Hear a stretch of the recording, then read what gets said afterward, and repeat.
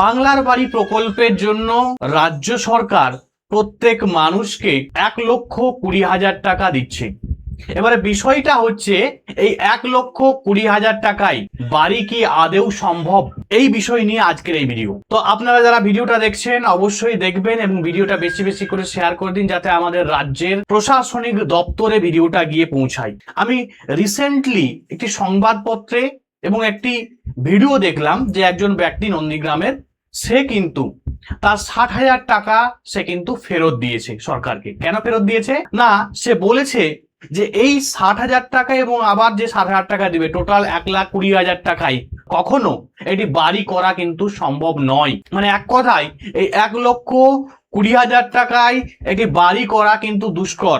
এখন আপনারা হয়তো জানেন যে পরিমাণ ইনফ্লেশন হয়েছে, যে পরিমাণ দ্রব্যমূল্য বৃদ্ধি হয়েছে, রড, বালি, সিমেন্ট বা আরো যে সমস্ত জিনিসপত্র লাগে একটা বাড়ি তৈরির জন্য, সেখানে এই 1,20,000 টাকায় বাড়ি করা এত সহজ কিন্তু নয়।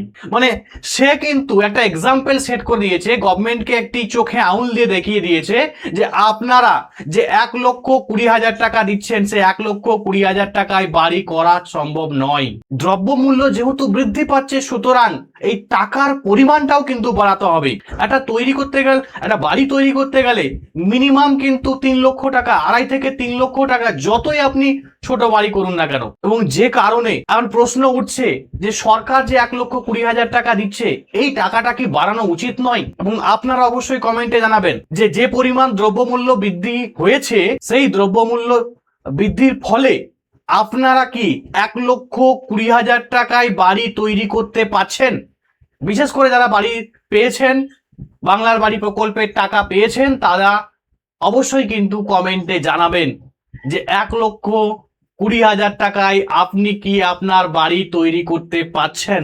যদি না পারেন, আপনাদের যে সমস্যা সেটা কিন্তু অবশ্যই কমেন্টে লিখবেন। এবং আমি রাজ্য সরকারের প্রশাসনের কাছে একটি আর্জি রাখতে চাই যে আপনারা গরিব দুস্থ মানুষদেরকে টাকা দিচ্ছেন বাড়ি তৈরির জন্য। হয়তো সরকারের বা আপনাদের এই প্ল্যান আছে যে আমরা 1,20,000 টাকা দিচ্ছি, সেও তার নিজের কাছ থেকে কিছু টাকা দিয়ে সে বাড়িটা তৈরি করবে। কিন্তু এমনও কিছু বাড়ির এমন কিছু ফ্যামিলি আছে যারা এখনো পর্যন্ত মানে বিলো পভার্টি লাইন, মানে একদম বিপিএল, ঠিক আছে, বিপিএল এরও নিচে। তো তাদের এই মুহূর্তে ডেলির যে খাবার দাবার, মেডিসিন খরচ, সেটা চালাতেই কিন্তু সমস্ত টাকা চলে যাচ্ছে।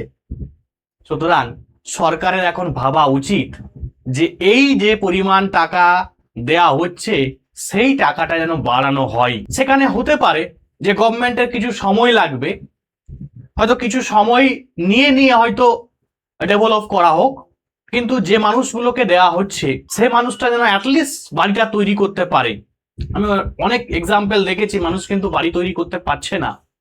আপনারা হয়তো যারা ভেরিফিকেশনে যাচ্ছেন অবশ্যই হয়তো ফেস করেছেন যে অনেক মানুষ কমপ্লেন করছে যে 1,20,000 টাকায় কি বাড়ি তৈরি করব, রড, সিমেন্ট, বালির এত দাম, কি করে সম্ভব? তো প্রশাসনের এই বিষয়টা অত্যন্ত গুরুত্ব সহকারে দেখা উচিত।